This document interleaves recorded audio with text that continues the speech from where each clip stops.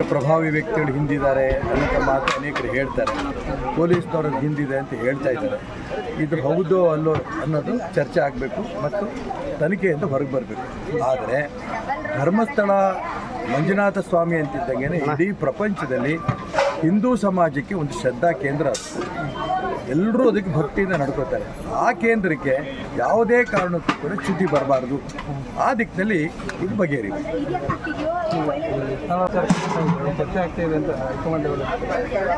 ನನಗೆ ಗೊತ್ತಿಲ್ಲ ಯಾವ ಹೈಕಮಾಂಡ್ ಲೆವೆಲಲ್ಲಿ ನನ್ನ ಬಗ್ಗೆ ಯತ್ನಾಳ್ ಬಗ್ಗೆ ಚರ್ಚೆ ಆಗ್ತಿದೆ, ನನಗೇನು ಗೊತ್ತಿಲ್ಲ.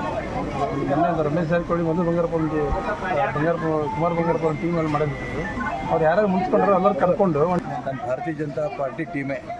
ಆದರೆ ಅದು ಶುದ್ಧೀಕರಣ ಆಗಬೇಕು ಅನ್ನೋ ಒಂದೇ ಉದ್ದೇಶದಿಂದ ನಾನು ಹೊರಗಡೆ ಬಂದಿರೋದು. ಶುದ್ಧೀಕರಣ ಆಗೋಂಥ ಒಂದು ಪದ್ಧತಿ ನಡೀತಾ ಇದೆ, ಪ್ರೋಸೆಸ್ ನಡೀತಾ ಇದೆ. ಆಮೇಲೆ ನಾನು ಬಿ ಜೆ ಪಿಗೆ ಹೋಗ್ತೀನಿ. ಅವರೆಲ್ಲರೂ ಕೂಡ ಬಿ ಜೆ ಪಿಯವರೇ, ಅವ್ರು ಯಾರು ಕೂಡ ಬಿ ಜೆ ಪಿ ವಿರೋಧಿಗಳಲ್ಲ. ಆದರೆ ಈಗಿನ ಪರಿಸ್ಥಿತಿನಲ್ಲಿ ಸರಿ ಇಲ್ಲ ಅನ್ನೋಂಥ ಭಾವನೆಯಲ್ಲಿ ಎಲ್ಲರೂ ಇರೋದು. ಯತ್ನಾಳ್ ಇರ್ಬೋದು, ರಮೇಶ್ ಜಾರಕಿಹೊಳಿ ಇರ್ಬೋದು, ಪ್ರತಾಪ್ ಸಿಂಹ ಇರ್ಬೋದು, ಅದೇ ರೀತಿ ಅರವಿಂದ್ ಲಿಂಬಾಳು ಇರ್ಬೋದು, ಎಲ್ಲರಿಗೂ ಕೂಡ ಬಿ ಜೆ ಪಿ ಸರಿ ಹೋಗಬೇಕು ಅನ್ನೋಂಥ ಉದ್ದೇಶ ಎಲ್ಲರದ್ದು ವಿನಃ ಭಾರತೀಯ ಜನತಾ ಪಾರ್ಟಿ ವಿರುದ್ಧವಾಗಿ ಯಾರೂ ಇಲ್ಲ. ಹಿಂದುತ್ವದ ಬಗ್ಗೆ ಯಾರೂ ಇಲ್ಲ ವಿರುದ್ಧವಾಗಿ, ಮೋದಿ ವಿರುದ್ಧವಾಗಿ ಯಾರೂ ಇಲ್ಲ. ಕರ್ನಾಟಕ ರಾಜ್ಯದಲ್ಲಿ ಭಾರತೀಯ ಜನತಾ ಪಾರ್ಟಿ ವ್ಯವಸ್ಥೆ ಸರಿ ಇಲ್ಲ ಅನ್ನೋದು ಎಲ್ಲರದ್ದು ಇದೆ. ವ್ಯವಸ್ಥೆ ಸರಿ ಹೋಗಬೇಕು ಅನ್ನೋಂಥ ಅಪೇಕ್ಷೆ ಇದೆ, ಸರಿ ಹೋಗುತ್ತೆ. ಈ ನಂಬಿಕೆ ನನಗೂ ಇದೆ. ಸರಿ ಮಾಡೋಕ್ಕಂದ್ರೆ ಎಲ್ಲರೂ ಹೊರಗಿದ್ದಾಗ ಸರಿ ಯಾರು ಮಾಡ್ಕೊಂತಾರೆ? ಮಾಡೋರಿದ್ದಾರೆ, ದೊಡ್ಡವರಿದ್ದಾರೆ. ಏನು ಇವತ್ತು ನಾವು ಕಟ್ಟಿರೋ ಪಾರ್ಟಿನೇ ಇದು. ಕರ್ನಾಟಕದಲ್ಲಿ 6 ವರ್ಷಗಳಿಂದ ತಪಸ್ಸು ಮಾಡಿರೋಂಥ ಕಟ್ಟಿರೋಂಥ ಪಕ್ಷ ಇದು, ನಾನಲ್ಲ.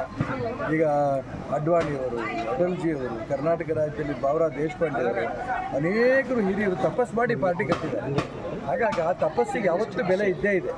ಆ ತಪಸ್ಸು ಯಾವುದೇ ಕಾರಣಕ್ಕೂ ಆ ತಪಸ್ಸಿಗೆ ಚ್ಯುತಿ ಬರೋಲ್ಲ. ಆ ತಪಸ್ಸಿಗೆ ಫಲ ಸಿಗುತ್ತೆ, ಸ್ವಲ್ಪ ದಿನ ಕಾಯಬೇಕಷ್ಟೇ. ಪ್ರಭಾವಿ ವ್ಯಕ್ತಿಗಳು ಹಿಂದಿದ್ದಾರೆ ಅನ್ನೋ ಮಾತು ಅನೇಕರು ಹೇಳ್ತಾರೆ. ಪೊಲೀಸ್ನವ್ರ ಹಿಂದಿದೆ ಅಂತ ಹೇಳ್ತಾ ಇದ್ದಾರೆ. ಇದು ಹೌದೋ ಅಲ್ಲೋ ಅನ್ನೋದು ಚರ್ಚೆ ಆಗಬೇಕು ಮತ್ತು ತನಿಖೆಯಿಂದ ಹೊರಗೆ ಬರಬೇಕು. ಆದರೆ ಧರ್ಮಸ್ಥಳ ಮಂಜುನಾಥ ಸ್ವಾಮಿ ಅಂತಿದ್ದಂಗೆ ಇಡೀ ಪ್ರಪಂಚದಲ್ಲಿ ಹಿಂದೂ ಸಮಾಜಕ್ಕೆ ಒಂದು ಶ್ರದ್ಧಾ ಕೇಂದ್ರ ಅದು. ಎಲ್ಲರೂ ಅದಕ್ಕೆ ಭಕ್ತಿಯಿಂದ ನಡ್ಕೋತಾರೆ. ಆ ಕೇಂದ್ರಕ್ಕೆ ಯಾವುದೇ ಕಾರಣಕ್ಕೂ ಕೂಡ ಚ್ಯುತಿ ಬರಬಾರ್ದು. ಆ ದಿಕ್ಕಿನಲ್ಲಿ ಇದು ಬಗೆಹರಿಬೇಕು.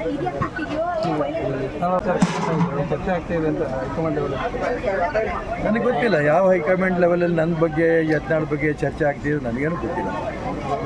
ರಮೇಶ್ ಜಾರಕಿಹೊಳಿ ಮೊದಲು ಕುಮಾರ್ ಬಂಗಾರಪ್ಪ ಒಂದು ಟೀಮಲ್ಲಿ ಮಾಡಿದ್ರು. ಅವ್ರು ಯಾರು ಮುಗಿಸ್ಕೊಂಡ್ರು ಎಲ್ಲರೂ ಕರ್ಕೊಂಡು ನನ್ನ ಭಾರತೀಯ ಜನತಾ ಪಾರ್ಟಿ ಟೀಮೇ. ಆದರೆ ಅದು ಶುದ್ಧೀಕರಣ ಆಗಬೇಕು ಅನ್ನೋ ಒಂದೇ ಉದ್ದೇಶದಿಂದ ನಾನು ಹೊರಗಡೆ ಬಂದಿರೋದು. ಶುದ್ಧೀಕರಣ ಆಗೋಂಥ ಒಂದು ಪದ್ಧತಿ ನಡೀತಾ ಇದೆ, ಪ್ರೋಸೆಸ್ ನಡೀತಾ ಇದೆ. ಆಮೇಲೆ ನಾನು ಬಿ ಜೆ ಪಿಗೆ ಹೋಗ್ತೀನಿ. ಅವರೆಲ್ಲರೂ ಕೂಡ ಬಿ ಜೆ ಪಿಯವರೇ, ಅವ್ರು ಯಾರು ಕೂಡ ಬಿ ಜೆ ಪಿ ವಿರೋಧಿಗಳಲ್ಲ. ಆದರೆ ಈಗಿನ ಪರಿಸ್ಥಿತಿನಲ್ಲಿ ಸರಿ ಇಲ್ಲ ಅನ್ನೋಂಥ ಭಾವನೆಯಲ್ಲಿ ಎಲ್ಲರೂ ಇರೋದು.